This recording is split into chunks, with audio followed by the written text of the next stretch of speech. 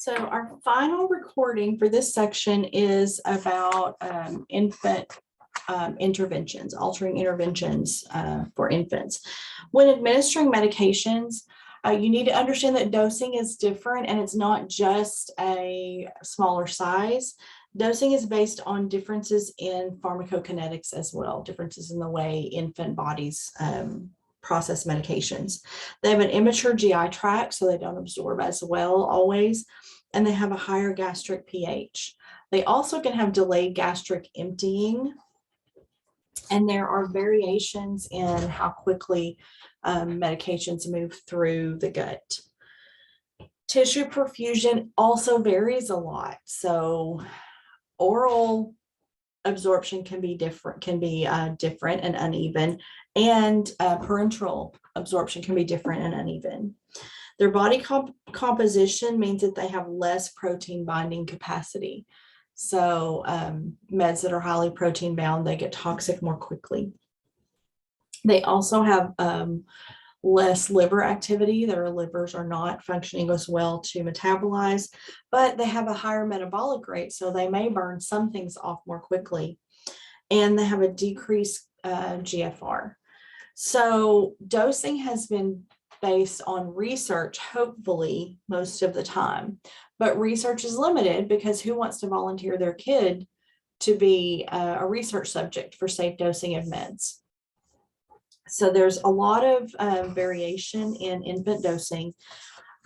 Anytime you're giving an infant dose of a medication, you need to look up what is the safe infant dose or child dose. You frequently are going to get pediatric dosing, this much to this much per square meter or per kilogram, and then in divided doses every so many hours. That's why we made you do that calculation on your math exam.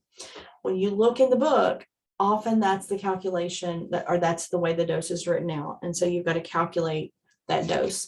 Infant doses should be checked carefully. Some facilities require that a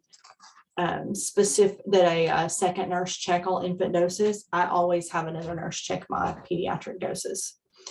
I want to talk also about atraumatic care. Atraumatic care is a concept we use in pediatrics.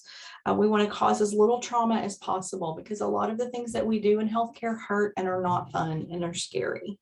So we want to use the minimum restraint necessary to safely give care. Oral medications are preferred because needles hurt.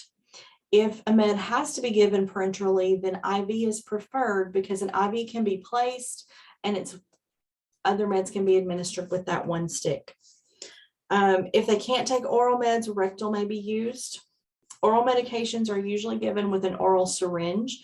The dose can be measured more accurately on that syringe, and then that syringe is inserted into the side of the mouth. The medication needs to be deposited in the buccal mucosa, not directly in the middle of the mouth, so they don't aspirate. And if you've ever tried to give a med to a screaming baby, you see why. If there's not an oral syringe, a regular syringe without the needle works okay.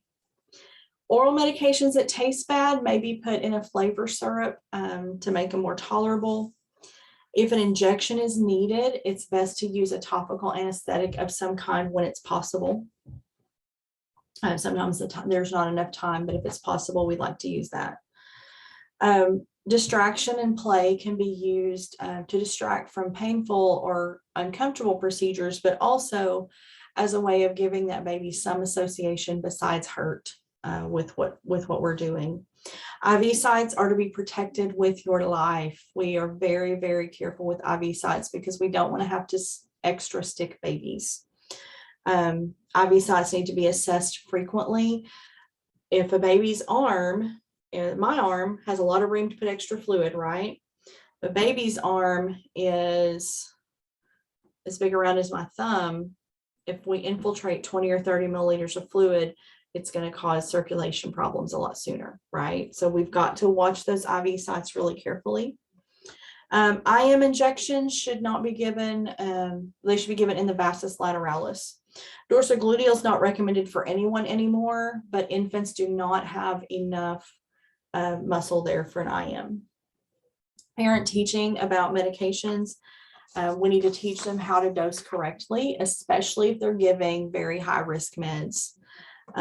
We need to teach them the risk of using over-the-counter analgesics too frequently or using them inappropriately.